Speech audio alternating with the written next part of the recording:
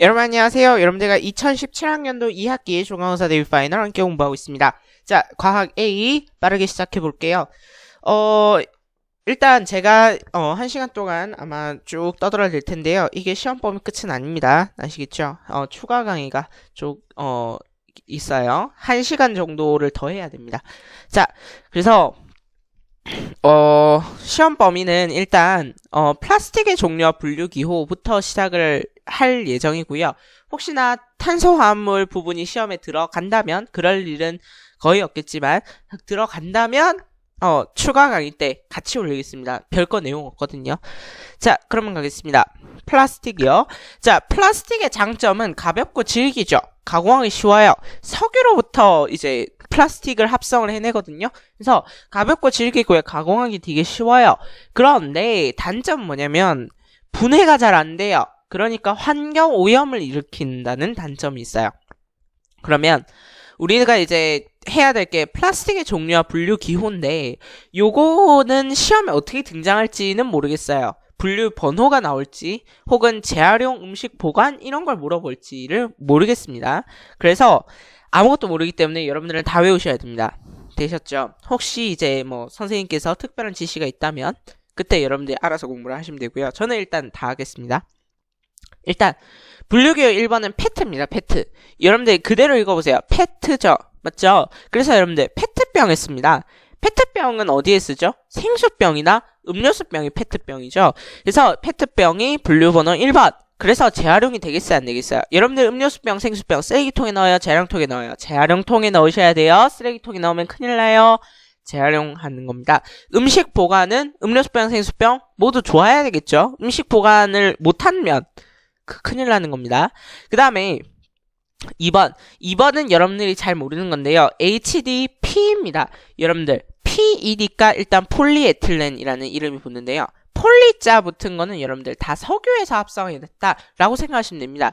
그래서 그 중에서 HD, High Density 굉장히 고밀도를 가지고 있는 아이들인데요. 그러니까 밀도가 굉장히 높다는 거죠. 그래서 여러분들 음식을 보관하기에 좋습니다. 독성도 별로 없고요. 그 다음에 재활용을 합니다. 이거는요. 그러면 어디에 쓰이느냐? 우유병. 여러분들 종이 말고요. 종이가 설마 플라스틱이라 생각한 건 아니겠죠? 네, 우유병. 병에 담긴 우유는 주로 HDP를 씁니다. 그 다음에 샴푸, 세제, 그 다음에 검정 비닐봉투도 HDP에 들어가요. 그 다음에 기름 용기. 그러니까 주로 용기라는 이름이 붙었을 때는 HDP를 주로 쓰는 거고요. 특이하게 우유병을 HDP로 쓰네요. 됐죠? 자, 그 다음에 그래서 1번은 페트, 2번은 HDP, 3번 가겠습니다. 3번은 PVC인데요. PVC는 여러분들이 들어보셨을 거예요. PVC는 어디에 쓰이냐? 파이프에 쓰여요. 파이프에 쓰이고요.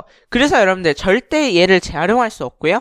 음식도 보관하면 안 됩니다. 그러니까 여러분들 음식을 보관하는 데 있어서 PVC는 절대 안 된다는 거죠. 왜냐하면 독성을 가지고 있기 때문에. 그러니까 PVC에 무언가가 담겼을 때 그 음식은 안 드시는 게 좋아요. 드시지 마세요. 아시겠죠? 그 다음에 4번. 왜 HDP 다음에 LDP가 아닌가? 저도 몰라요. 4번이 LDP예요. LDP라는 거는 LD, Low Density라는 거죠. 밀도가 좀 낮아요.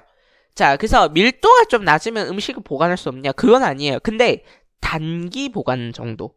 장기 보관은 안 된다는 거예요. 단기 보관만 가능하고 대체로 양호합니다. 음식을 보관하는 데 있어서는 재활용도 합니다. 그러니까 여러분들 그게 어디에 쓰이냐면 검정 비닐봉투 말고 색깔 입혀진 비닐봉투, 그 다음에 쇼핑백, 수축 랩 이런 것들. 그래서 여기에 담긴 것들은 빨리빨리 꺼내셔야 되는 거라는 거죠. 그래서 랩을 오랫도록 쓸 수 없다는 얘기입니다. 아시겠죠? 5번 PP인데요. 폴리프로필렌이라는 이름이 붙는데요. 알 필요 없고요. 자, PP는 어디에 쓰이느냐? 상자, 플라스틱 상자에 주로 쓰이고요. 그 다음에 물 바가지, 쓰레기통 이런 데 쓰여요. 그럴 때 여러분들 이거는 재활용을 할 수 있겠어요? 없겠어요? 있다는 거죠. 그렇지만 음식을 보관하는 데 있어서는 장기적으로 보관하시면 안 됩니다. 뭔가를 잠깐 담아두는 건 괜찮지만 단기적으로 보관하는 건 괜찮지만 장기적으로 보관하시면 안 돼요. 그 다음에 PS 여러분들 PS 제가 드라마를 보고 나니까 PS가 머리에 계속 떠도네. 자, PS는 뭐냐면 스티로폼이야, 스티로폼. 쉽게 얘기해서. 그러니까 스티린이라는 이름이 있는데요. 그래서 스티로폼입니다. 이거를 어떤 동그라미 형태로 만들어낸 걸 폼이라고 하거든요. 그래서 스티로폼이라는 이름이 붙고 단열 효과가 매우 뛰어나죠. 그래서 여러분들 스티로폼에 음식을 담아요? 아, 이거 생각 잘해야 돼. 스티로폼에 여러분들 음식 담아? 아니라는 거죠. 스티로폼에 음식을 담는 게 아니라 스티로폼이라는 용기에 여러분들이 비닐봉지나 또는 다른 상자에 싼 음식을 넣죠. 단열 효과 때문이라는 거죠. 그래서 음식 보관은 불가하고요. 스티로폼에 바로 음식 담으면 안 되는 거야. 그 다음에 재활용도 됩니다. 재활용은 돼요. 스티로폼 재활용 하잖아요. 맞죠? 재활용은 해요. 자, 7번 그 밖의 것인데요. 게임기나 대용량 물통에 사용하는 플라스틱은 절대 재활용하시면 안 되고요. 음식도 보관하시면 안 됩니다. 됐죠? 다시요. 처음부터. 자, 1번 페트병입니다. 음료수나 생수병에 쓰이죠? 그러면 재활용이 돼요. 음식 보관도 좋아요. 2번 HDP예요. 우유병 조심하라 했고요. 샴푸, 세제류, 용기라는 이름이 붙어요. 기름 용기라는 이름이 붙어요. HDP예요. 그 다음에 봉투 중에서 검정 비닐봉투는 HDP이죠. 재활용이 돼요. 음식 보관이 좋아요. 3번. 자, PVC죠. PVC는 어디에 쓰인다고요? 파이프. 그러니까 재활용이 안 돼요. 음식 보관도 안 돼요. LDP. 색깔이 펴진 비닐봉투, 쇼핑백, 랩 이런 거예요. 재활용이 돼요. 하지만 음식 보관은 장기론 불가해요. 단기만. PP는 상자류, 쓰레기통, 물바가지 뭐 이런 데 쓰죠. 재활용이 돼요. 음식 보관은 단기. PS, 폴리스티린, 스티린이라는 이름 붙었으니까 스티로폼 되겠고요. 재활용이 돼요. 음식 보관은 안 돼요. 됐나요? 그 밖의 것들은 재활용이 안 돼요. 음식 보관이 불가해요. 됐나요? 그다음 플라스틱이 재활용되어 있는데요. 이거는 그냥 참고만 하시면 될 것 같습니다. 플라스틱 제품은 두 가지 종류로 우리가 나누는데요. 열가소성, 열경화성 이렇게 하거든요. 열가소성, 열경화성 이거는 여러분들이 중학교 기술 시간에 아마 배웠을 수도 있는데요. 열가소성은 열을 주면 흐물흐물해지는 애들이고요. 열경화성은 열에 되게 단단해지는 애들. 열을 주면 오히려 플라스틱이 단단해지는 애들이에요. 그래서 열가소성은 낮은 온도에서 가열해서 부드럽게 한 다음에 재생 바로 할 수 있지만 열경화성의 경우는 열을 줬다 오히려 더 딱딱해지기 때문에 공기를 차단하고 아주 높은 온도에서 가열을 해야 되는 겁니다. 그래서 얘는 재중합이라는 엄청나게 어려운 과정을 거쳐서 다시 재활용을 하는 겁니다. 쓰셨나요? 자, 그렇다면 우리 2-1로 넘어가겠습니다. 자, 2-1이요. 자원으로서의 광물 되어 있는데요. 자, 광물이란 거는요, 자연에서 산출되는 균질한 고체를 의미하는데요. 고체 지우고 물질이라 씁시다. 저희 반에 어떤 아이가 이 고체라는 거에 대해서 엄청나게 불만을 가지고 있어요. 그래서 균질한 물질 이렇게 고쳐두고요. 균질하다는 얘기는 굉장히 뭔가 그 분자 구조가 굉장히 일정하게 되어 있다라는 거예요. 그래서 구성되는 입자가 규칙적으로 배열되면 우리가 이걸 뭐라고 하냐면 결정이라는 이름을 쓰거든요. 그래서 결정 구조를 이룬다라는 표현이 되고요. 그래서 일정한 화학적인 조성을 가지고 있다 이런 식의 표현을 쓰기도 해요. 그리고 대부분 고체 상태인데 액체인 수은만 빼놓고는 다 고체 상태예요. 그러니까 수은이 되게 독특한 아이예요. 밀도가 고체보다도 높거든요. 근데 얘는 밀도가 높음에도 불구하고 굉장히 어느 점이 낮아요. 어느 점이 높아요. 그래서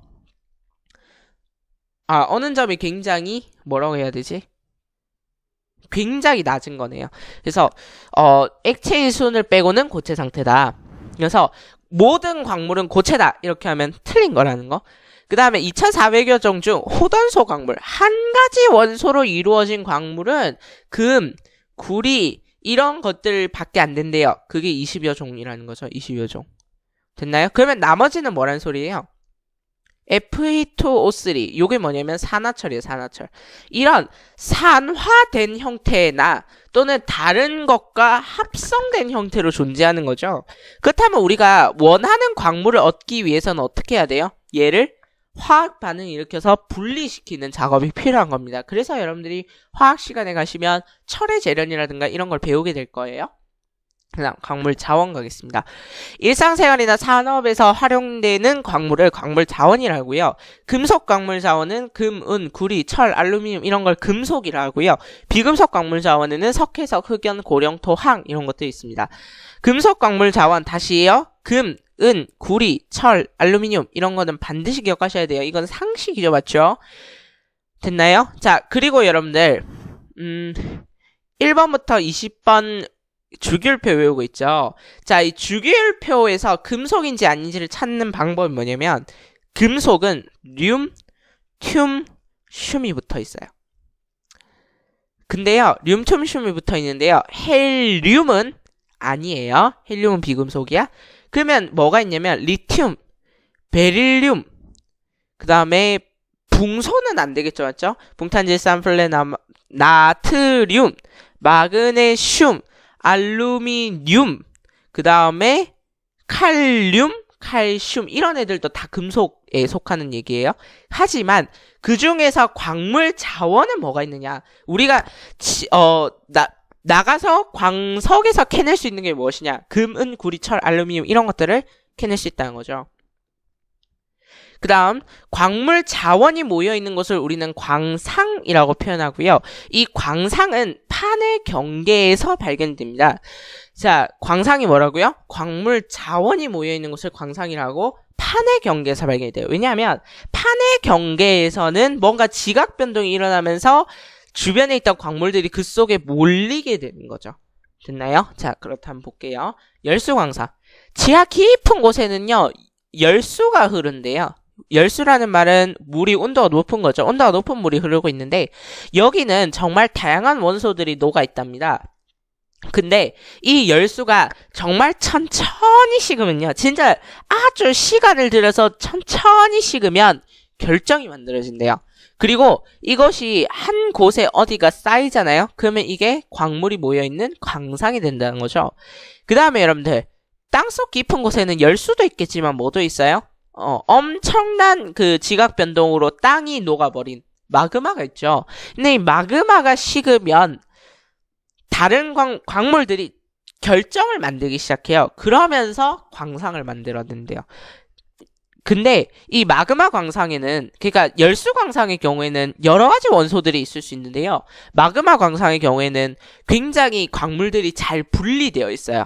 이용하기 좋게. 그 이유가 뭐냐면 광물들마다 녹는 점이 달라요. 그래서 녹는 점이 같은 애들끼리 뭉치다 보니까 같은 광물이 모여있게 되는 거죠. 그래서 광물들끼리 좀 잘 분리가 되어 있는 게 마그마 광상. 그 다음에 퇴적 광상. 풍화, 침식, 운반 이런 것과 관련된 광상을 퇴적 광상이라 하죠. 풍화에 대한 강도는 다 달라요. 그러니까 강도라는 거는 외부의 힘에 의해서 쉽게 파괴되지 않는 힘을 강도라 하거든요. 그러면 그 강도가 다 다르겠죠. 어떻게 다 똑같겠어요? 달라서 풍화에 강한 광물만 남아서 광상을 형성합니다. 풍화에 약한 광물은 강에 쓸려 내려가서 모래 속에 남게 되는 거고요. 금이나 다이아몬드 이런 것들이 운반되다가 하천 바닥에 쌓이면 이것들은 모래와 함께 있는 광물이라고 해서 사광상이라는 표현을 씁니다. 그래서 우리가 사금 이런 거를 캐는 이유가 이런 데 있는 거죠. 금이나 다이아몬드가 운반돼서 하천 바닥에 쌓이면 이렇게 되는 거니까요. 그 다음에 여러분들 요거 중요해요. 깊은 바다에서 광물이 이렇게 깔리게 될 거 아니에요. 그러면서 만들어진 퇴적 광상의 이름이 뭐라고 하냐면 망가니즈 단괴라고 불러요. 왜 망가니즈인가요? 망가니즈가 많이 있어서요. 됐죠? 망가니즈가 화학 기호로 Mn이거든요. 그래서 이 망가니즈가 정말 많이 있어서 망가니즈 단괴 이런 이름이 붙었다. 그 다음 여러분들 판의 경계와 광상. 판의 경계에서 광상이 많이 발견이 된다라는 이야기를 했잖아요. 그러면 왜 그런지 한번 볼게요. 발상 경계, 수령 경계 뭐 이런 것에 용어에 집착하실 필요는 없어요. 그냥 지금부터 들으면 돼요. 발상 경계라는 건 뭐냐면 판과 판이 서로 멀어지는 경계를 발상 경계라 그래요. 그러면 이 발산 경계에 밑에 열수가 흐르고 있었다면 이 발상 경계에서 광물들이 이렇게 쏟아져 들어오겠죠. 열수 속으로. 그러면 광물질들이 열수 속에 녹으면 이 열수가 식어서 다시 뭘 만든다고요? 광상을 만든다고요. 됐죠? 그래서 발산 경계에서는 주로 열수 광상이 형성이 되고요. 그 다음에 수렴 경계. 수렴 경계라는 건 뭐냐면 두 개가 이렇게 합쳐지는 거예요. 그러니까 판과 판이 서로 강도가 비슷한 거예요. 그러니까 둘이 서로 부딪혀서 이렇게 둘이 서로 같이 깔린 걸 수렴 경계라고 표현하거든요. 근데 이 수렴 경계에서는요, 엄청난 열이 발생해요. 땅과 땅이 부딪히면 그 사이에서 엄청난 마찰열이 발생한단 말이에요. 그러니까 이게 땅을 녹일 수 있을 정도의 온도가 된다고요. 그게 뭘까요? 땅이 녹았어요? 마그마가 되는 거죠. 그러니까 이 마그마 속에 이제 다양한 금속 광물들이 녹아 있겠죠. 그러면 마그마 광상이 주로 생기겠다, 맞죠? 그래서 수렴 경계에서는 주로 마그마 광상, 화성 광상이 주로 생기게 되는 거고요.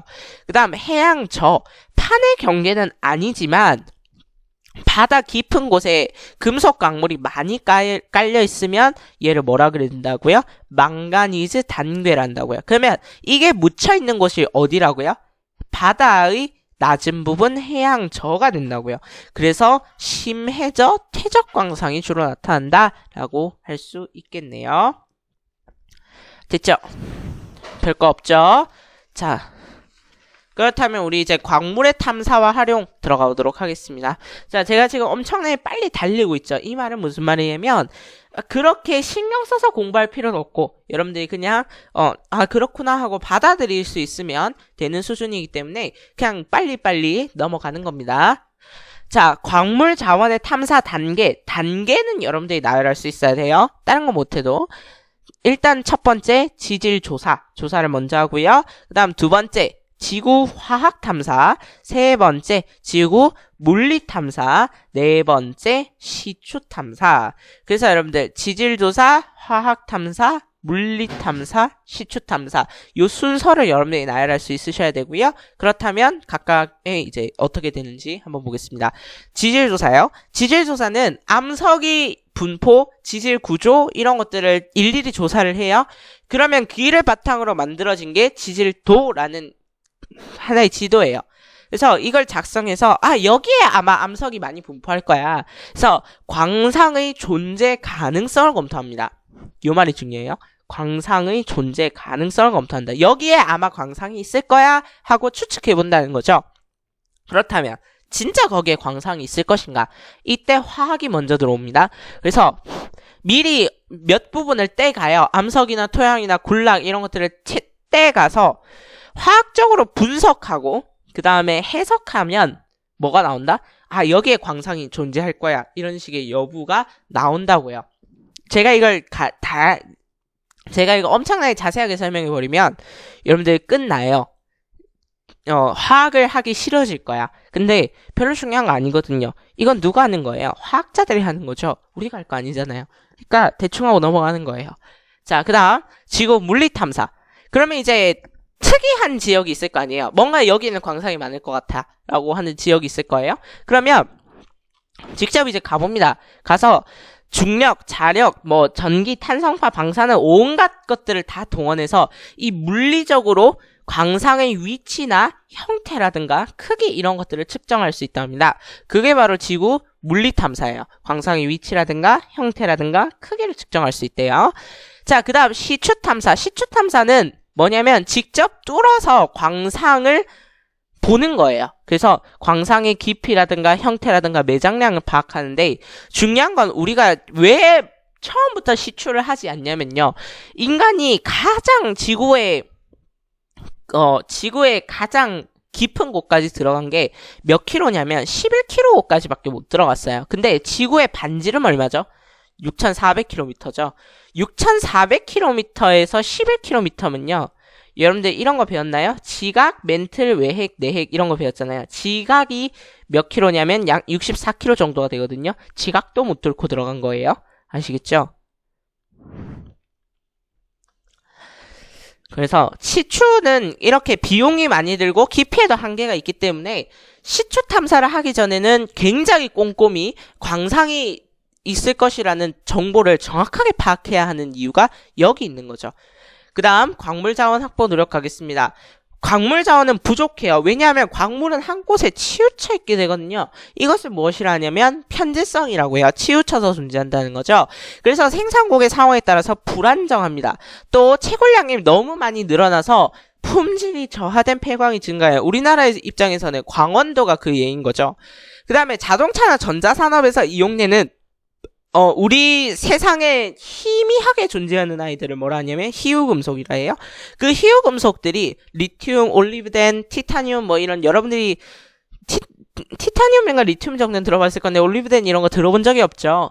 그런 금속들은 더 치열합니다. 왜냐하면 자동차나 전자산업에서 리튬이 없다는 건 상상할 수 없고요. 티타늄이 없다는 건 상상할 수 없고요. 됐나요?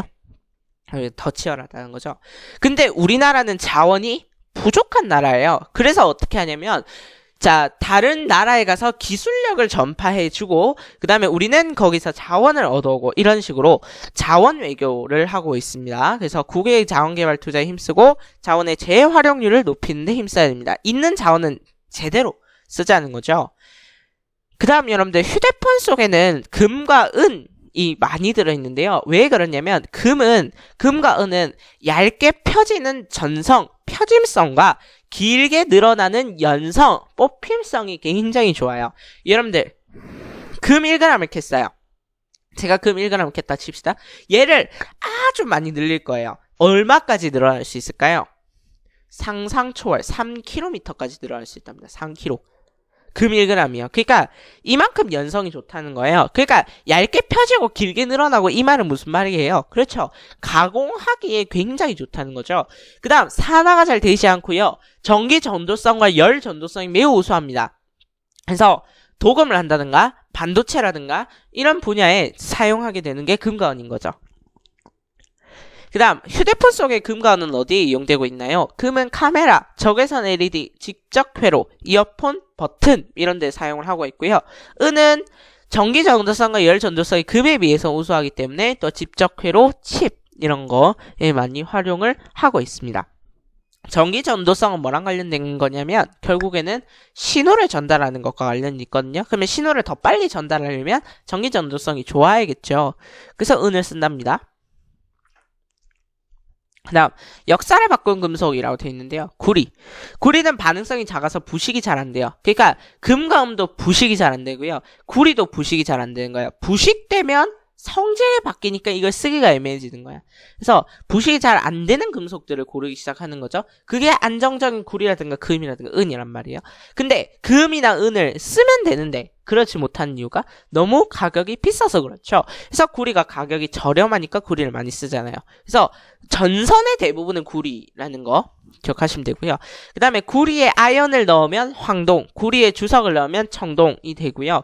그래서 여러분들 동메달은 구리메달이에요. 구리메달. 됐나요? 다음 역사를 바꾼 금속 철이 있습니다. 현재 인간이 가장 많이 사용하는 금속이고요. 근데 단점은 부식이 정말 잘 돼요. 싸긴 싼데. 그래서 탄소나 규소 같은 것들을 첨가해서 사용을 하기도 하고요. 또는 우리가 이제 알루미늄 합금에 쓰기도 하죠. 됐나요? 그래서 기계라든가 자동차라든가 건설이라든가 선박 이런 걸 만드는데 사용을 한다라는 겁니다. 그리고 나서 우리는 이제 알루미늄이라는 물질을 개발해서 이걸 합금을 해서 철과 함께 이용을 하고 있죠. 그 다음 여러분들 규소와 리튬에 대해서 또 보겠습니다. 규소는요 여러분들 지각에 가장 많은 광물입니다. 여러분 지각의 구성원소 공부하셨죠? 산결철, 칼라칼마 이런 거 공부하셨을 거예요. 근데 여러분들 기억이 안 날 거죠? 맞죠? 그래서 지각에 가장 많은 광물 규소입니다. 규소. 됐나요? 규소가 가장 많고 그 다음에 규소는 여러분들 가장 많이 쓰이는 곳은 유리예요. 일단 유리에 많이 쓰이는데 규소가 순도가 높으면 이게 반도체 소재로도 이용을 할 수 있어요. 이게 14족 원소라서 그런 건데 막 자세히 설명하면 피곤하고요. 반도체에 쓰일 수 있다. 그 다음에 우리나라는 반도체로 성공을 많이 한 나라거든요. 그러면 반도체를 생산을 해야 되는데 그러려면 구소가 많이 필요한단 말이에요. 근데 첨단 산업에 사용되는 규소 이런 것들은 우리나라에 없어요. 거의 없다고 보시면 되고요. 그래서 대부분 수입해서 씁니다. 그 다음 리튬이요. 리튬은 전지로 쓰죠. 왜 전지를 쓰냐면 얘가 효율이 높아요. 그러니까 전자 이동 속도가 제일 빨라서 그래요. 그래서 가장 가벼운 금속 하면 리튬이에요. 됐나요? 그래서 왜 얼마나 가볍냐면 금속인데도 물에 떠요. 그러니까 대부분 물에 안 뜨잖아요. 근데 얘는 물에 뜨는 금속이에요. 그 정도로 가벼워요. 됐죠? 가장 가벼운 금속 뭐라고요? 리튬. 그래서 노트북, 휴대전화, 카메라 이런데 작고 가벼운 리튬 이온 전지 필수적으로 들어가 있죠. 여러분들 휴대폰 까디 집어보세요. 리튬 이온 전지라고 돼 있을걸요? 리튬 이온 배터리 돼 있을 거예요. 그럼 여러분들 도시광석에 대해서 보겠습니다. 여러분들이 아셔야 되는 내용이에요. 도시광석. 버려진 전자제품은 우리가 도시 속의 광석, 도시광석이라는 이름을 붙이는데요. 전자제품 속에는 금, 은, 구리, 규소, 리튬, 방금 전에 본 금속이 다 들어가 있습니다. 그래서 이 버려진 전자제품 속에서 광물을 수출하면 도시광산업이라는 산업이 되는 거고요. 그게 자연 광석을 개발하는 것보다 비용도 적게 들고요. 환경 오염도 줄일 수 있는 그런 아주 획기적인 겁니다. 그래서 여러분들 폐휴대전화 이런 거, 폐건전지 이런 거 여러분들이 함부로 버리지 마시라고요. 됐나요? 이런 것도 하나의 산업이 되니까요. 자, 이제부터 중요한 내용입니다. 정신 차리고 들으시길 바랍니다. 과학적 건강관리, 물의 소독 살균, 비누 합성세제 관련된 내용, 그리고 의약품과 관련된 내용 반드시 여러분들이 정신 차리고 들으셔야 됩니다. 굉장히 중요한 내용이 들어있어요. 자, 여러분들 수돗물의 정수 과정 언제 공부했다고요? 과시 때 공부했다고요? 그러면 여러분들 과시 때 공부했으니까 다 맞을 수 있겠네요. 맞죠? 아니라면 지금부터 잘 들으세요. 자, 물의 정수 과정은 우리가 크게 세 가지로 나눌 수 있는데, 자, 물을 우리가 강에서 퍼올렸어요. 근데 그 강물을 바로 마실 수가 없죠. 그 이유는 뭐냐면 일단 첫 번째, 모래, 흙, 자갈 이런 것 때문이에요. 크기가 아주 큰 입자들이죠. 그 다음에 두 번째는 뭐냐면 부유물질 같은 거예요.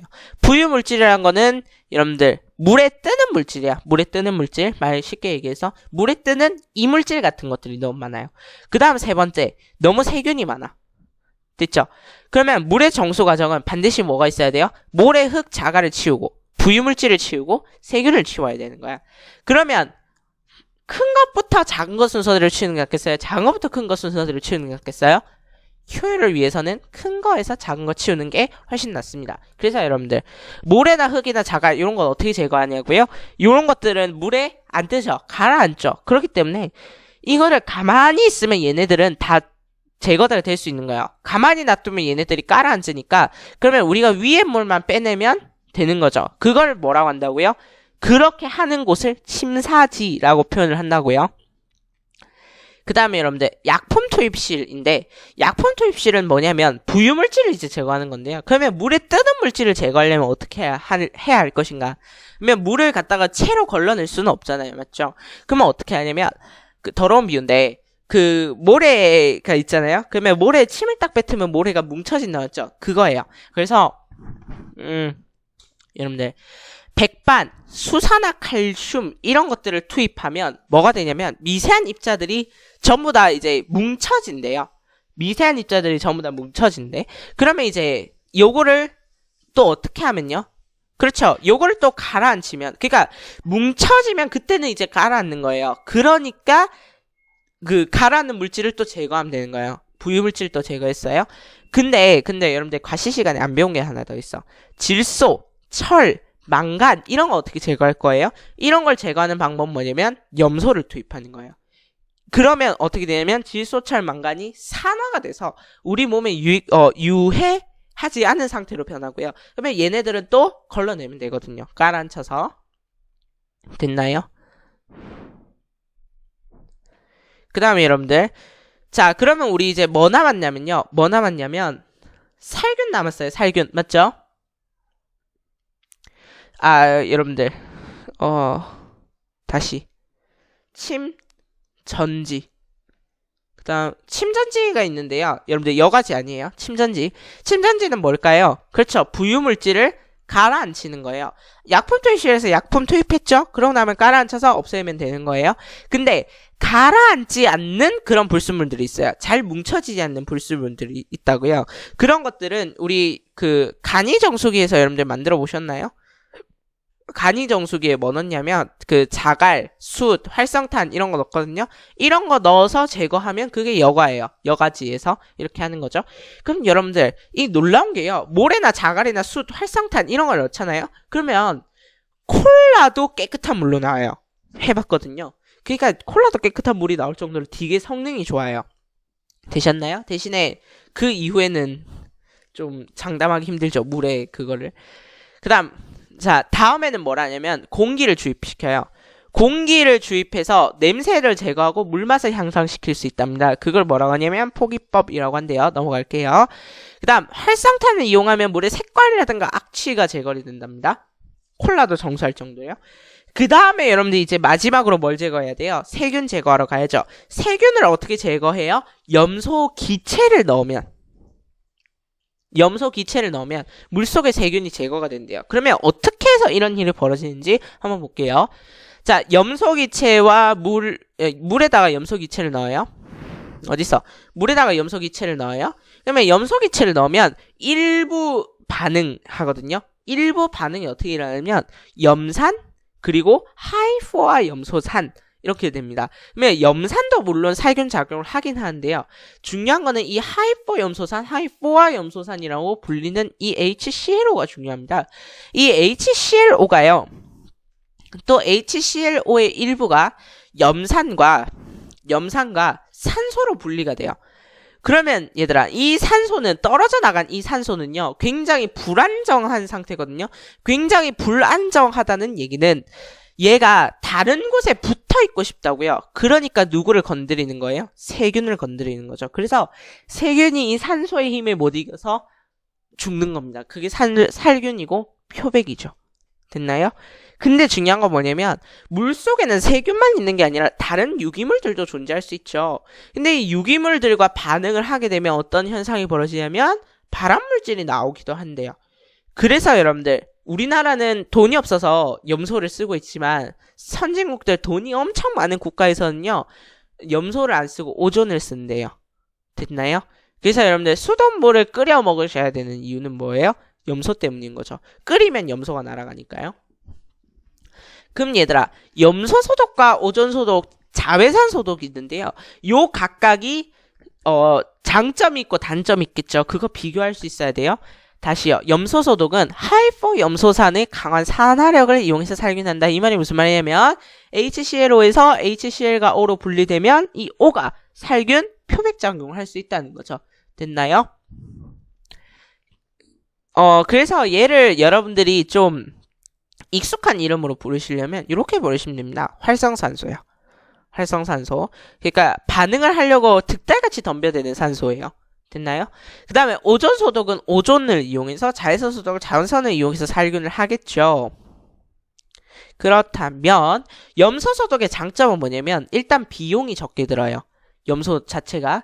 그 다음에 물에 염소가 잔류해서 물에 염소가 남아있거든요. 그러면 소독 효과가 굉장히 지속적이겠죠. 근데 중요한 건 오존 소독과 자외선 소독은 얘가 단점이에요. 잔류 시간이 짧아요. 그러니까 관을 타고 가다가 다시 오염될 수 있는 거예요.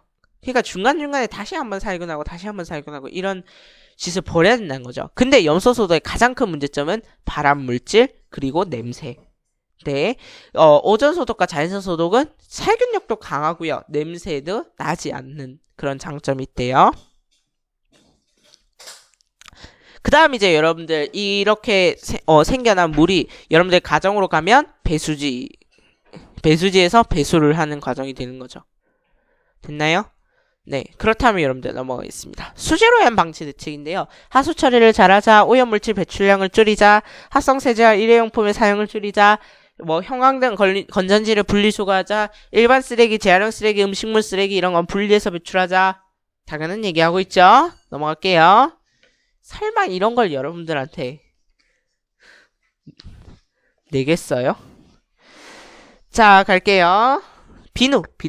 자, 물의 정수에 대해서 봤고요. 우리 이제 비누에 대해서 볼 건데, 비누를 만드는 방법, 비누 제법이라고 하고요. 비누화 반응이라는 반응의 이름이 있어요.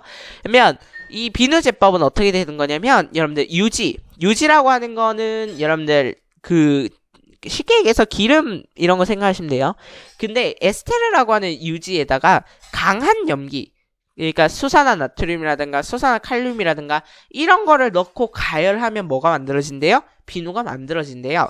그래서 여러분들 비누 화학 반응해서 식이 엄청나게 막 복잡하게 있는데 그 식 다 외울 거예요? 아니죠? 네, 설마 이 식을 외우라 하겠어요? 하나도 의미 없는 식이야. 알겠지? 그냥 여러분들 비누를 만드는 방법만 알면 돼. 비누는 어떻게 만든다고요? 기름에다가 염기 섞어서 만든다고요. 그러면 비누의 구조를 한번 볼겠는데요. 비누의 구조는 여러분들 세포막의 구조랑 흡사합니다. 인지질의 구조랑 비슷해요. 그래서 여러분들 비누는 친유성기, 기름과 잘 섞이는 부분이 있고요. 그 다음에 물과 잘 섞이는 친수성기가 있어요. 그래서 친유성기와 친수성기로 나눌 수 있고, 그래서 여러분들 친유성기와 친수성기를 구분할 수 있어야 되는데, 여러분들 그냥 이렇게 구분하시죠. 친수, 친유, 수유 이렇게 구분하시던데 이렇게 하지 마시고요. 왜냐하면 여러분들이 비누만 공부하면 이게 상관이 없는데 합성 세제도 공부해야 돼서 그래요. 그럼 봐봐요. 자, 비누는요, CH2를 친유성기로 가지고 있거든요. 이 CH2를 가지고 있으면 주로 기름과 친해요. 기름. 근데 여러분들, 여기 한번 볼까요? CO, O-죠. 그러니까 여러분들, 비누는 전하를 띠고 있어요. 이 말에 이해되시나요? 전하를 띠고 있어요. 그러니까 얘는, 여러분들, 혹시 기억나는지 모르겠는데, 그 비대칭 구조예요, 얘가. 그래서 얘가 전하에 잘 이끌려요. 대전체에 잘 이끌린다고. 그래서 부분적인 플러스와 부분적인 마이너스를 띄어요. 쌍극자 모멘트합이 0이 아닌 극성 분자예요. 이해 안 되시죠? 자, 그렇다면 우리 외웁시다. 전하가 있으면 물이 끌려와요. 됐나요? 전하가 있으면 물이 끌려와요. 근데 지금 여기 NA랑 결합돼 있죠. 이건 뭐냐면 물속에 있는 나트륨 성분과 이제 결합을 하면 이렇게 되는 거고, 어쨌든 바깥쪽에는 마이너스를 띄고 있다는 거 잘 기억해 두시길 바랄게요. 비누의 친수성기는 COO입니다. 반드시 기억하시고요. 자, 비누의 세척 원리인데요. 비누의 세척 원리는 유화작용, 계면활성작용이라는 이름을 붙입니다. 비누 분자가 물속에서 기름때를 만나면 어떻게 되냐면 친유성 부분이 기름때를 둘러싸서 이 기름을 분산시켜서 물에 씻겨나가게 하는 거고요. 그래서 쉽게 얘기하자면 뭐냐면, 자, 옷에 때가 붙어 있잖아, 맞지? 그러면 옷에 때가 붙어 있는 걸 기름과 친한 성분인 얘네들, 비누가 이런 식으로 달라붙어요. 그러면 이 분자들이 점점 많이 달라붙으면 때가 벗겨진다고요. 그럼 어떻게 되겠냐? 요렇게 엄청나게 큰 덩어리가 되겠죠? 근데 이거를 비누가 또 쪼개요. 쪼개면 요런 식으로 작아질 거 아니에요. 그러면 때가 어떻게 된 거냐면 물에 녹은 거예요. 때가 물에 녹아요. 그러면 어떻게 되냐면 물에 씻겨 나가는 거죠. 이해되시죠? 자, 그래서 여러분들 침투, 흠착, 팽윤, 분리, 유화, 분산 뭐 이렇게 돼 있는데 용어에는 신경을 쓰지 마시고요. 자, 요거 갖고 설명하겠습니다. 자, 비누를 물에 녹였어요. 그러면 어떤 식으로 벌어지냐면, 자, 물에 녹았죠? 근데 때는 뭐라고요? 기름 성분이라고요. 그러면 어떻게 되냐? 바깥쪽이 친수성기, 때와 붙는 건 친유성기. 이런 식으로 붙어요. 됐나요? 이런 식으로 붙어? 그러면 이런 식으로 붙으면 때가 점점 벗겨져요. 이런 식으로. 벗겨져요. 그러면 때가 벗겨지면 이게 어떻게 되는 거예요? 쪼개지는 거죠. 그래서 이거를 뭐라고 하냐면 분리. 그래서 유화 분산이라고 합니다. 그래서 여러분들 분리가 되고 나면 때가 점점 쪼개지게 되는데요. 이렇게 되면 이게 때가 뭉치지 않고 물에 씻겨 나간대요. 왜 그러냐면 때가 뭉치면 어떤 일이 벌어지겠어요? 그렇죠. 물속에서 또 딴 데 붙겠죠. 그러니까 기껏 씻겨놨더니 다시 옷에 달라붙을 수 있단 말이에요. 그러면 안 되니까 물에 녹이는 거예요. 근데 왜 뭉치지 않냐면 아까 얘기했죠. 비누의 친수성기는 어떤 전하를 띠고 있다고요? 마이너스 전하를 띠고 있다고요. 그래서 물에 잘 안 씻겨 나가는 거야. 알겠죠? 네, 그 다음 마이셀. 마이셀이라는 거는 아까 이렇게 생긴 거 보셨죠? 이게 뭐냐면 비누의 친수성기 부분이 바깥으로, 친유성 부분이 안쪽으로 이렇게 배열돼서 공 모양의 형태로 생긴 걸 마이셀이라고 표현을 하는데요. 여러분들 잘 생각해 보세요. 잘 생각해 보세요. 물이 주변에 많으니까 친수성기가 이런 식으로 달라붙는 거죠. 맞죠? 근데 여러분들 여기가 다 기름이라고 생각해 봅시다. 여기가 다 기름이고 여기 조금 물을 첨가했어요. 그러면 어떤 식으로 마이셀이 배열이 되냐면 물과 친한 부분이 안쪽으로 배열되고요. 기름과 친한 부분이 바깥쪽으로 배열돼요. 이해되시죠? 이렇게 해서 공 모양을 이뤄도 우리는 마이셀 이렇게 얘기를 합니다. 됐나요? 그래서 물에 녹았을 때는 이런 식으로, 기름에 녹았을 때는 이런 식으로 공 모양의 입자를 형성하면 우리는 마이셀 이렇게 부른다는 거죠. 그 다음 비누. 비누는 친수성계와 친유성기를 모두 가지고 있는 계면활성제예요. 계면활성제는 물과 기름을 섞이게 만들어요. 그래서 물과 기름에 모두 다 녹으면서도 물에 녹으면 물의 표면 장력을 약화시켜요. 물의 표면 장력이란 건 뭐냐면 물이 다른 물질 들어오지 마 하고 막는 힘인데요. 그게 무너진다고요. 계면활성제를 만나면. 그 다음에 비누는 염기성이에요. 왜요? 제가 얘기했잖아요. 유지에 강한 염기 넣어서 만든다니까요. 그러니까 염기성이라서 동물의 비단이란다. 누에 고치에서 만든 비단을 우리는 뭐라고 하냐면 견이라고 표현하고요. 그 다음에 동물의 털로 만든 걸 모직물이라고 표현하거든요. 그러면 이런 것들을 세척하다가는 동물성 단백질이니까 얘네들이 다 비누에 녹아내려가는 거예요. 그래서 이런 거는 쓰시면 안 돼요. 아시겠죠? 견이나 모직물 세탁하는데 비누 썼다가는 엄마한테 등짝 스매싱 맞습니다. 안 되고요. 그 다음에 또 어떤 게 있냐면 지금 과시때 했으니까 좀 이렇게 나가는 거죠. 자, 칼슘 이온이라든가 마그네슘 이온이라든가 이런 거를 만나면 얘가 또 앙금을 형성해요. 때가 잘 안 빠진다고. 그래서 샘물에 사용하면 되고요. 그 다음에 샘물은 지하수 비슷한 거예요. 지하수가 샘물이야. 그 다음에 또 찬물에서는 또 세척력이 떨어진대요. 근데 또 산성용액을 만나잖아. 그러면 지방산으로 변해버려갖고요. 얘가 또 세척력이 떨어진대요. 그럼 비누가 보기보다 단점이 훨씬 많죠. 그래서 우리는 계면활성제 잠시 할게요. 자, 계면활성제 친유성기, 친수성기를 함께 가지고 있는 물질. 물의 표면 장력을 감소시켜서 흡착성, 세척력, 유화적인 분산력을 크게 한다. 이건 넘어가고요. 세척제, 섬유유연제, 유화제, 정전기 방지제, 윤활유 첨가제 이런 데다 계면활성제를 이용한대요. 그 다음에 여러분들 유지라는 거는 지방산과 그리세롤의 에스테르 화합물 뭐 이렇게 되는데요. 넘어가고요. 설마 알아야겠어. 지방산, 긴 탄화수소의 한 개의 카르복시기가 치환된 화합물 알 필요 없습니다. 됐나요? 계면활성제는 뭐라고요? 물과 기름을 섞이게 만든다. 요거 기억하시면 된다고요. 그러면 합성세제. 비누의 단점이 너무 많잖아. 그러니까 얘를 보완하겠다고 나온 게 합성세제예요. 그래서 이 합성세제는 어디에서 나오냐? 또 석유에서 합성해서 만드는 거예요. 석유가 참 할 게 많다, 맞죠? 근데 합성세제의 가장 큰 장점 뭐냐면 수용액이 중성이에요. 비누는 무슨 성이겠어요? 염기성이죠. 염기 넣어서 만들었다니까요. 자, 합성세제는 중성이란 말이에요. 그래서 동물성 섬유를 세탁할 수도 있고요. 앙금이 잘 생성되지 않아서 세척력이 높아요. 왜 그러냐면 합성세제는 친수성기가 다른데 아까 여러분들 비누의 친수성기는 뭐였어요? CO5- 이렇잖아요. 합성세제의 친수성기는 SO3-랍니다. 황이 들어가 있죠? 여기는 탄소가 들어가 있고요. 그럼 여러분들 비누와 합성세제의 차이점을 묻고 싶으면 친수성기를 보시면 되는 거예요. 됐나요? 그래서 비누와 합성세제를 순서 없이 나열한 것이다. 이렇게 문제가 시작하면 친수성기를 확인해야겠구나. 이 생각을 하셔야 되는 거예요. 되셨나요? 그래서 합성세제에는 두 가지 종류가 있는데요. ABS 세제가 있고요. LAS 세제가 있어요. ABS 세제 읽어드릴까요? 알켈벤젠술 폰산나트륨. 그 다음에 LAS 세제는 라우릴 황산나트륨 뭐 이런 이름이 있는데요. 그걸 알아야겠어요? 설마 내겠어? 서술형의 ABS 세제의 원래 명칭을 쓰시오. 안 내겠죠? 그러면 여러분들 ABS 세제와 LAS 세제의 차이점을 여러분들이 알고 계셔야 되는데요. ABS 세제는 뭐가 많냐면 가지가 많아요. 가지가 많아요. ABS 세제가 가지가 많아요. 다음 가지가 되게 단순하죠. 가지가 단순한 걸 우리는 LAS 세제 이렇게 부르고요.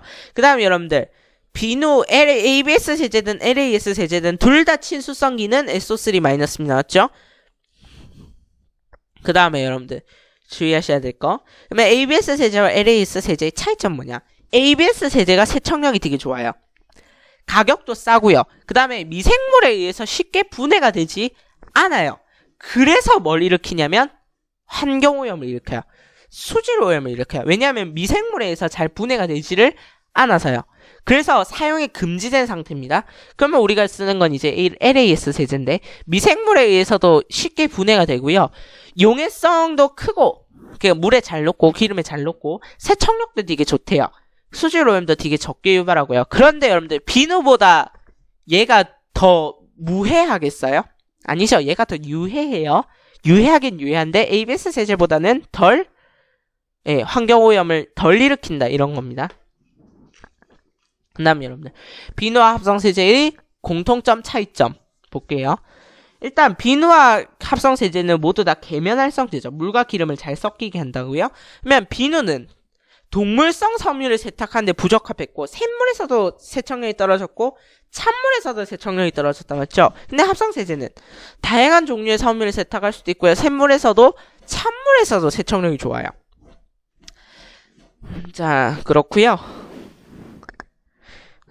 됐나요? 네. 그 다음 합성세제의 영향 볼 텐데요. 자, 합성세제는 일단 인체에 나쁜 영향을 미치겠죠? 지속적으로 피부에 닿으면 습진, 피부 염증 이런 것도 발생하고요. 카드뮴, 수은 이런 중금속의 흡수를 촉진시킨대요.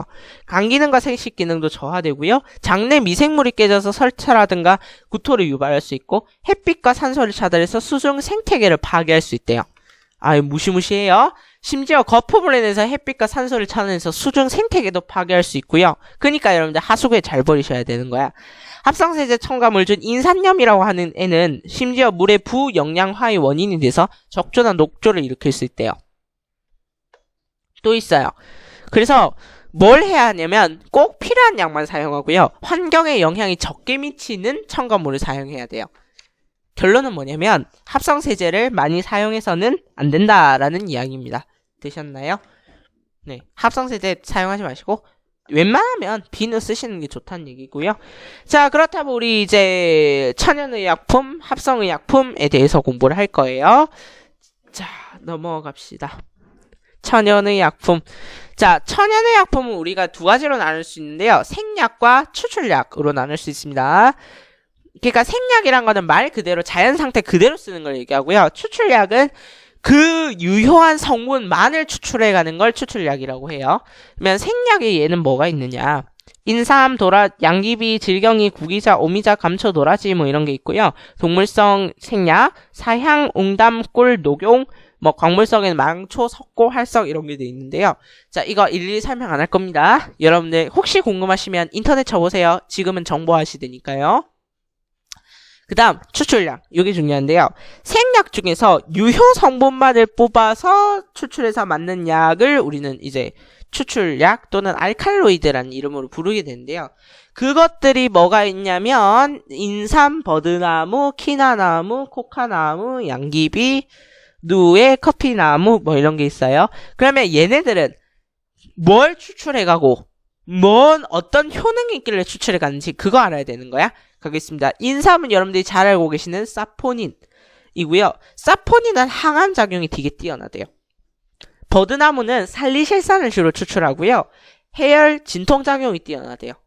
키나나무는 퀴닌이라는 것에서 퀴닌을 추출하고요. 그 다음에 말라리아 치료제로 쓰인대요. 그 다음에 코카나무에서는 코카인을 추출하고요. 마취 작용을 한대요. 그 다음에 양귀비에서는 모르핀을 추출하는데 강한 진통작용을 가지고 있대요. 근데 여러분들 모르핀은 주의하셔야 될 게 모르핀은 되게 중독성이 강합니다. 여러분들. 그러니까 모르핀을 습관적으로 계속 하다가는 이게 마약이 되는 거예요. 그래서 여러분 양귀비는 절대로 재배하시면 안 됩니다. 씨앗을 받아와서도 안 돼요. 다음 누에는 혈당 조절 물질이고요. 당뇨병 치료제로 쓰입니다. 그 다음에 커피나무는 카페인을 추출하고요. 각성제, 진정제 이런 데 쓰이죠. 그래서 여러분들 학식스 뭐 이런 거 좋아하는 줄 알았죠? 네, 그런 데다가 요런 거 넣는 거예요. 카페인. 자, 그 다음 합성의약품에 대해서 공부를 할 텐데요. 천연의약품 방금 전에 요거 있죠? 요거는 외우셔야 되는 사항이고요. 그러니까 이번에 과외는 거의 다 외우는 거밖에 없어요. 이해할 거가 거의 없어. 이해를 한다 하더라도 거의 없어. 거의 그냥 다 외우시면 돼요. 자, 그러면 합성의약품 보겠습니다.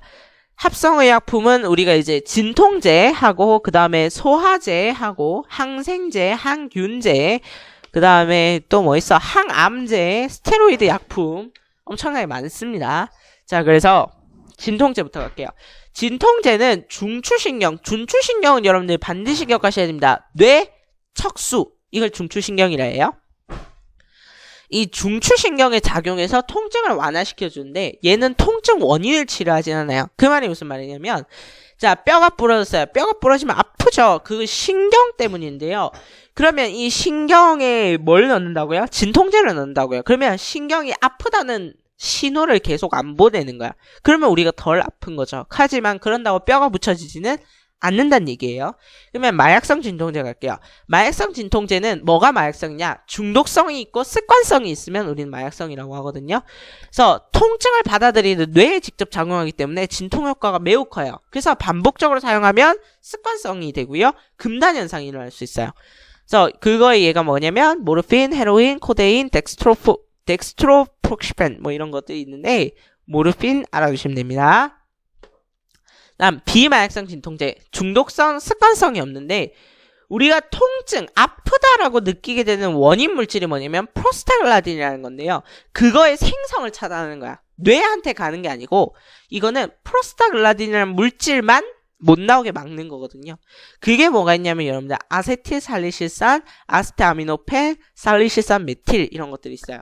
어렵게 얘기해서 그렇지 아스피린이고 타이레놀이고 파스예요. 좀 반갑다 맞죠? 자, 그러면 여러분들 살리실산 이거 어디서 봤어? 살리실산 버드나무에서 봤어요. 버드나무에서 살리실산을 추출하니까 너무 쉬고 쓰고 막 토할 것 같이 못 먹겠는 거예요. 그러니까 부작용도 엄청 심했고 그래서 뭘 하냐면 얘를 COOH 카르복식이라고 하죠.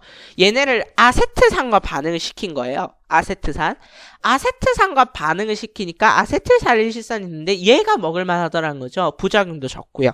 그렇게 해서 만들어진 게 아스피린이라는 거 정도 기억하시면 됩니다. 됐죠?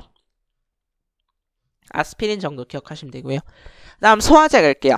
음식물의 소화를 돕고 식욕을 증진시킨다 뭐 이런 건데 소화제는 두 가지 종류가 있어요. 소화효소제랑 제산제가 있거든요. 소화효소제는 뭐냐면 어르신들 그 소화효소가 잘 분비가 안 되거든요. 몸이 좀 반응이 느려요. 그래서 뭐 자연스러운 노화로 소화효소가 제대로 분비되지 않는 경우도 있지만 과식을 했다든가 병을 앓고 있다든가 그러면 소화효소가 제대로 분비되지 않거든요. 그때 소화효소제를 먹어요. 그래서 녹말이라든가 단백질이라든가 이런 걸 소화를 해야 되잖아요. 그래서 녹말 소화효소는 다이스타아제는 뭐 그렇게 외우실 필요는 없고요. 봐봐요. 다이제스트에서 온 게 다이스타. 그 다음에 아는 어디서 왔냐면 아밀레이스. 여러분들 녹말 소화효소 뭐 있어요? 아밀레이스 맞죠? 그래서 아밀레이스 붙은 거예요. 됐죠? 이게 녹말 소화효소고 그다음 단백질 소화효소 펩신이고 이거는 위에서 분비되는 것과 동일해요. 성분이. 그 다음에 녹말과 단백질을 분해할 수 있는 게 판크레아틴이라는 건데 모르겠어요. 저도 외우세요. 됐죠? 녹말 소화효소 뭐 있다고요? 다이스타아제. 단백질 소화효소 펩신. 녹말과 단백질을 둘 다 소화시킬 수 있어요? 녹말과 단백질을 둘 다 소화시킬 수 있어요? 판크레아틴. 그 다음에 제산제가 있는데요. 제산제는 여러분들 속이 쓰릴 때 먹는 걸 제산제라 합니다. 그러면 왜 속이 쓰린지를 알아야 되죠? 위에서는 여러분들 단백질 소화효소도 물론 분비됩니다만 뭐도 분비가 되냐면 음식을 보관하는 곳이 위잖아요. 근데 음식이 보관하는 도중에 썩으면 안 되죠. 그러니까 음식을 보호하기 위해서 염산을 분비를 해요. 우리 위에서는. 근데 염산이 많이 분비가 되면 그게 역류할 수도 있고요. 우리가 속이 쓰리다고 느끼게 되죠. 그게 이제 여러분들 그 속 쓰리다라고 표현하는 이유가 그거고 그래서 개비스 뭐를 먹는 건데 이 과다 분비된 위산을 중화를 시키는 게 중요해요. 이때는. 그래서 위벽도 보호하고 음식물 소화도 돕는 그런 거죠. 그래서 여러분들 염산이 자꾸 역류해 오잖아요. 맞죠? 그러면 식도가 녹아내릴 수 있어요. 염산이 강한 산성을 띠고 있기 때문에요. 그러면 우리가 뭐라고 하냐면 역류성 식도염이라는 표현을 쓰거든요. 그게 염산 때문이야. 그러면 제산제는 뭘 하냐면 염산에다가 뭘 뿌리는 거냐면 약한 염기성 물질을 뿌리는 거예요. 그러면 그게 뭐 있냐면 수산화 이온이라든가 탄산 이온이라든가 이런 게 약 염기성이거든. 그걸 뿌리면 뭐가 된다고요? 염산이 신기하게도 물로 바뀐다고요. 그래서 여러분들 물로 바뀌니까 중화가 되는 거겠죠? 그 다음 여러분들 이제 항생제에 대해서 볼 텐데요. 항생제 되게 중요해요. 항생제의 별표 4개. 자, 미생물의 발육이나 기능을 억제한다 이렇게 돼 있어요. 그래서 그러니까 직접 공격하는 게 아니고 얘가 성장을 못하게 조금씩 뺏어가는 거예요. 기능을. 그래서 세균이라든가 바이러스성의 질병을 치료하는 물질을 우리는 항생제 이렇게 표현하고요. 그 항생제에는 뭐가 있냐? 페니실린이 대표적인 예죠. 그래서 페니실린의 별표 4개 중요합니다. 그래서 페니실린은 푸른 곰팡이에서 추출하고요. 곰팡이가 세균과 경쟁이 붙었어요. 근데 곰팡이가 뭘 하냐면 야, 너 세포병 만들지 마 하고 공격을 해요. 그 물질이 뭐냐면 페니실린이라는 물질이었다는 거죠. 그래서 여러분들 여기 푸른 곰팡이에서 페니실린을 추출해서 그러면 우리 몸속에 세균이 들어왔다. 그러면 이 세균이 정상적인 세포벽을 만들지 못하게 해서 죽이는 거예요. 근데 여러분들 동물 세포는 이것 때문에 손상이 되지 않나요? 아니요. 왜요? 동물 세포는 세포벽이 없어요. 그래서 동물 세포는 손상이 안 되는 거야. 세균이 또 균류가 세포벽을 가지고 있거든. 그래서 동물 세포는 손상이 안 된다. 근데 여러분들 또 다른 항생제도 있다 이 정도 알아두시면 되고요. 근데 여러분 중요한 건 뭐냐면 항생제의 부작용 별표 5개 이거를 남용하잖아요. 그러면 어떤 현상이 생기냐면 세균이 그러니까 남용이란 얘기는 너무 많이 먹으면이 아니고 그러니까 의사가 처방한 대로 먹지 않고 함부로 드시게 되면 어떻게 되냐면 세균이 이 항생제에 내성이 생겨요. 내성이 생긴다는 얘기는 적응을 한다고요. 그러면 괜찮은데 좀 더 줘봐 이럴 수 있다고 세균이 몸에서. 그러면 더 강력한 항생제 슈퍼 항생제가 필요할 수 있다고요. 그래서 여러분들 항생제는 웬만해서는 안 드시는 게 좋고요. 한 번 드시기 시작했다면 의사가 처방한 날까지는 다 드셔야 돼요. 아무리 감기가 났든 뭘 하든 드셔야 되는 거야. 그래야 그 병은 다시 안 생겨요. 내성이 생기지 않는다고. 됐죠? 그래서 여러분들 이거 되게 중요한 말이에요. 남용하면 저항성 세균의 성장을 촉진시켜서 내성이 커지거나 변종이 생기기 때문에 더 강력한 항생제가 필요할 수 있다. 다음 항균제. 항균제는 뭐냐면 균을 직접 공격하는 건데요. 그래서 균을 직접 공격하는 게 문제가 좀 많더래요. 부작용이 있어서 현재는 거의 사용을 하고 있지 않답니다. 넘어갈게요. 사용 안 하고 있는데 뭐하러 넣어놨지? 자, 항암제 보겠습니다. 항암제는 암세포를 이제 죽이는 방법인데요. 암세포의 DNA를 변화시키거나 DNA를 합성을 하는 걸 방해를 해서 항암작용을 하는 걸 항암제 이렇게 표현해요. 그래서 암세포한테 개입해서 악성종양의 치료에 이용이 되는데 중요한 거는 이 항암제는 뭐라고 표현하냐면요. 장님이라고 표현해요. 눈이 안 달린 천하장사거든요. 그래서 눈이 안 달렸다는 얘기는 얘가 암세포인지 정상세포인지를 구분하지 못해요. 항암제가. 그래서 정상세포도 파괴를 시킨다는 위험이 있어요. 그래서 면역 기능이 낮아지고요. 빈혈, 구토, 탈모, 전신 무력감, 식욕부진 이런 게 단점인데 시클로포스마피드, 스파미드, 그 다음에 시스플라틴, 썸플라주, 글리백 이런 것들이 항암제의 종류고요. 그 중에서 여러분들 글리백 같은 거는 표적 항암제라고 하거든요. 얘가 되게 신기한 게 만성골수성 백혈병이라고 하는 암이 있어요. 그 암만 골라서 잡아내는 애가 글리백이에요. 근데 여러분들 최근에는 이 사람들 중에서도 글리백에 내성이 생긴 사람들이 생겼죠. 그러니까 여러분들 약은 많이 드시는 게 안 좋다는 얘기예요. 그다음 스테로이드 약품. 짧게 합시다. 자연계에서 얻어지는 4개의 고리 구조를 갖는 스테로이드 구조를 포함한 약품. 모르겠고요.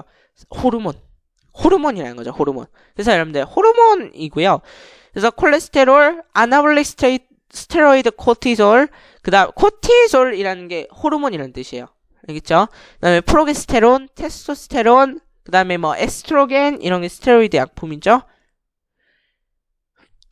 그 다음에 의약품의 올바른 사용, 의사의 처방에 따라 적절한 용량과 바른 용법에 따라 복용해야 된다. 여러분들 하시고 계신가요? 하셔야 합니다. 이거는. 그 다음 약물 오담용 반지 이렇게 돼 있는데요. 의약품 오용이 있고요. 의약품 남용이 있어요. 체육시간이면 이 정도는 문제를 낼 수 있거든. 오용은 뭐냐면 의사나 약사의 지시대로 복용하지 않는 걸 오용이라고 해요. 남용은 뭐냐면 의학적 목적이 아닌 다른 용도로 사용하는 거예요. 그러면 예를 들어서 마약으로 썼어요. 모르핀을. 그러면 의약품을 남용한 거에 해당하겠죠. 이해되나요? 그래서 오자는 잘못이고요. 남은 함부로 남자예요. 됐나요? 그 다음 마약의 3요소 이런 거 알아서 뭐 하게요. 자, 그래서 여러분들이 절대 하시면 안 되는 걸 마약이라고 하고요. 그래서 여러분들이 절대 하시면 안 되는 거의 특징은 습관성과 금단 증상이 있다는 거. 금단 증상은 끊었을 때 어떤 중독 반응이라서 이걸 다시 하지 않으면 못 참겠는 그런 거예요. 그러니까 여러분들 담배도 마약에 들어가요. 솔직하게 얘기하면. 근데 국가에서 인정한 합법적 마약이죠. 술도 들어가요. 술도 금단 증상이 일어날 수 있죠. 네, 술도 국가에서 허락한 합법적 마약이죠. 됐나요? 그거 말고는 여러분들 하시면 안 됩니다. 아시겠죠? 담배는 진짜 피우지 마세요. 자, 그 다음 신약 개발 과정. 네, 신약 개발 과정은 순서 정도는 알아두시는 게 좋습니다. 순서. 자, 그래서 일단 신약을 개발하고 싶어요. 근데 신약을 개발하려면 일단 물질이 있어야 될 거 아니야. 그래서 이 물질을 찾아내서 연구 방향을 설정하는 것이 우리는 이제 기초 탐색이라고 표현을 하고요. 그 다음에 신약을 합성을 합니다. 신약 합성을 했어요. 그리고 나면 동물을 상대로 실험합니다. 이걸 뭐라고 하냐면 비임상 실험 이렇게 표현을 하기도 하죠. 그 다음에 이제 인체를 대상으로 임상 실험을 하기도 합니다. 3회 이상이요. 여러분들 혹시 지하철 가다가 광고 중에 뭐 이런 치료제가 개발 중에 있는데 임상 실험에 참가하실 분은 뭐 여기로 전화 주세요. 뭐 이런 거 있거든요. 그런 거 볼 수 있어요. 그 다음에 인체 임상 실험도 통과를 하면 그때 비로소 신약을 허가하게 되어 있습니다. 그래서 이 정도의 순서는 알아두셨으면 좋겠다고요. 자, 이 정도까지 해서 과A 시험 범위를 다 끝낸 건 아니고요. 여기까지 하겠고요. 추가 강의 올라오는 거 있습니다. 아시겠죠? 시험 범위 다 끝난 거 아니라는 것만 아시면 되겠습니다. 여기까지 하겠습니다. 수고하셨습니다.